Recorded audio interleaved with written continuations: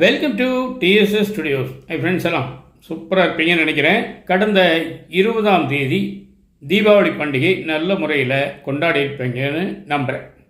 அன்னைக்கு தினமலர் பேப்பரில் கோவை எடிஷனில் ஒரு அருமையான தலைப்புச் செய்தி வந்திருந்தது. அனைவரது இல்லத்திலும் தீப ஒளி பரவட்டும் அப்படின்னு சொல்லி இங்கு கோவையைச் சேர்ந்த 4 ஆதீனகர்த்தாக்கள் வாழ்த்து சொல்லியிருக்காங்க. அது ரொம்ப நல்ல விஷயம், எல்லாருக்குமே பிடிச்ச விஷயம், திருப்தியான விஷயமும் கூட.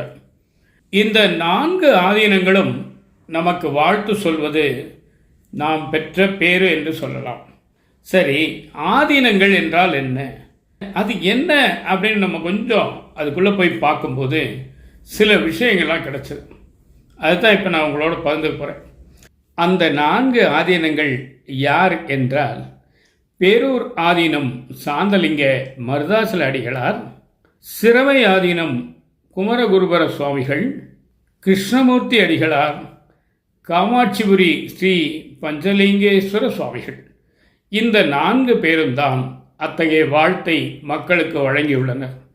அவர்களுடைய ஆசையினுடைய மொத்த பொதுவான கருத்து என்னவென்றால், நாடு சுபிட்சமடைய வேண்டும், இப்பொழுது இருக்கும் அனைத்து கெட்ட செயல்களும் நீங்க வேண்டும், நல்ல எண்ணங்கள் வர வேண்டும், நமது ஏற்றத்தாழ்வுகள் நீங்க வேண்டும், மனம் விசாலமடைய வேண்டும், புனிதமடையவும் வேண்டும்.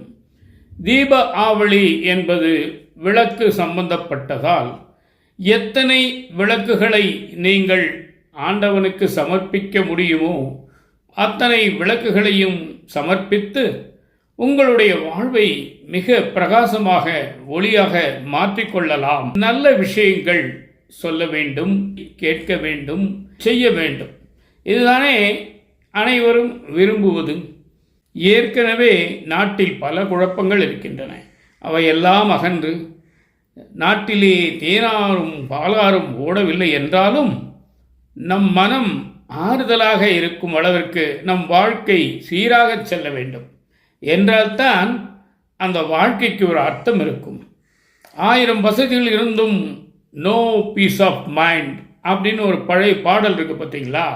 அப்போது எத்தனை வசதி இருந்தாலும் மனிதனுக்கு தேவை அந்த மன அமைதி, பீஸ் ஆஃப் மைண்ட் அப்படின்னு சொல்லக்கூடிய அந்த அமைதி. எப்பொழுது மனம் சரியான ஒரு அலைவரிசையிலே பயணிக்கிறதோ அந்த இடம் சுபிட்சமாக இருக்கும், மகிழ்ச்சியாக இருக்கும். அதுபோல அல்லாமல் இதயத்திற்காக எடுக்கப்படும் இசிஜி போல தாறுமாறாக மேலும் கீழும் குறுக்கும் நெடுக்குமாக ஓடிக்கொண்டிருந்தால் நோ பீஸ் ஆஃப் மைண்ட் என்பதுதான் மிச்சமாகவே தவிர உங்களுக்கு அமைதி கிட்டாது. வீடு, வாசல், மனைவி, மக்கள், கார், பங்களா, சொத்து, சுகம் ஏகப்பட்டது இருக்கலாம். ஆனால் போதும் என்ற ஒரு சின்ன எண்ணமும் கூட இருக்க வேண்டும். இல்லாதவர்களை பார்த்து இறங்கும் மனம் வேண்டும். அவர்களுக்கு நாம் ஏதாவது உதவி செய்ய முடியுமா என்று யோசிக்க வேண்டும். இதுதான் வாழ்க்கையின் சூத்திரம். இது தெரிந்தவர்கள் மிக நன்றாக, மிக அருமையாக உச்சபட்ச வாழ்க்கையை மகிழ்ச்சியுடன் வாழ்ந்து கொண்டிருக்கிறார்கள். அவர்கள் ஏழைகளாக கூட இருக்கலாம். நிறைய மகிழ்ச்சி வேண்டுமென்றால் நிறைய பணம் செலவழித்து வாங்கலாம் என்பது இல்லை. மகிழ்ச்சி மனதினுள்ளே இருக்கிறது. அது உங்கள் எண்ணத்தின் திருப்தியிலே இருக்கிறது.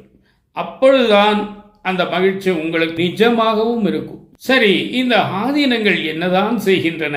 பலவிதமான ஆன்மீக பணிகளை செய்து கொண்டிருக்கிறார்கள். பெரிய பெரிய ஆலயங்களை நிறுவுவது, அவற்றை பராமரிப்பது, சிவாகம பள்ளிகள் என்று சொல்லக்கூடிய இடங்களிலே அவர்கள் மாணாக்கர்களுக்கு அந்த கோவில்களிலே என்ன மாதிரியான பூஜை முறை உண்டு, எப்படி செய்ய வேண்டும் என்பதை அழகாக சொல்லிக் கொடுக்கிறார்கள்.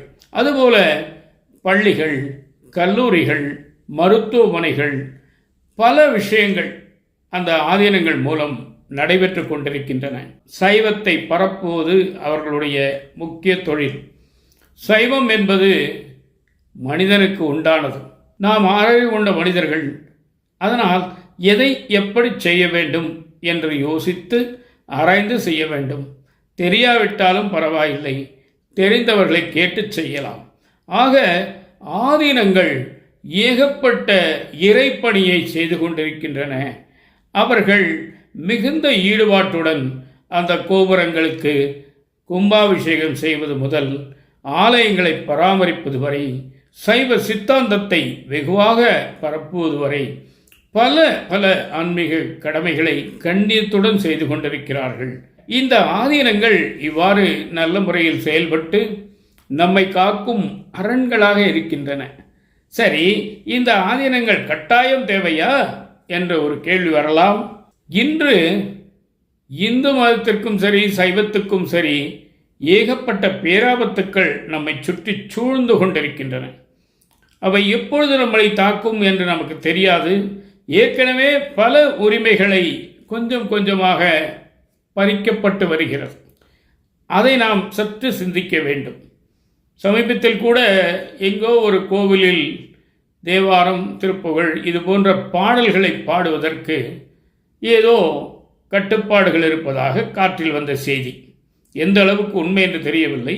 இருக்கும் பட்சத்தில் திக்கற்றவருக்கு தெய்வமே துணை என்று ஒன்றுமே இல்லாதவர்கள், ஒன்றுமே கிடைக்காதவர்கள், ஒரு வழியும் திகையாதவர்கள் என்ன செய்வார்கள்? கோவிலுக்கு சென்று அந்த பானபத்திரர் போல பாட்டு பாடுவார்கள். அதற்கும் தடையா? அதற்கும் தடையா அல்லவா?